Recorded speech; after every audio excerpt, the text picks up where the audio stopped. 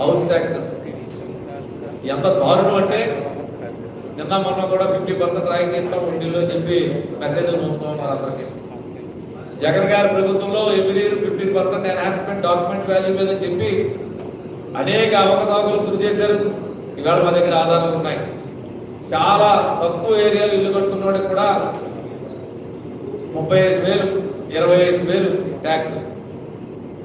పెద్ద పెద్ద భవంతుల్లో ఉన్న వాళ్ళకి సరే నిబంధనలకు అనుగుణంగా వాళ్ళకి 5,000 6,000 ట్యాక్స్. ఏమిటి సమాధానం చెప్పే నాలుగు లేడు. వైకాపా గవర్నమెంట్ లో తప్పులు జరిగాయి.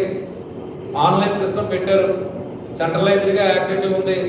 ఇక్కడ సచివాలయ సిబ్బంది చేసినటువంటి వ్యక్తిగత కక్షలో కార్పణ్యాలతోటో లేకపోతే వారి యొక్క అసమర్థతతోటో లేకపోవడం వల్ల తప్పులు జరిగితే దాన్ని సవరించే అవకాశం స్థానిక అధికారులు లేదని చెప్తా ఉన్నారు. నేను చాలా మంది బాధ్యతలు చూశాను. ఈవేళ 4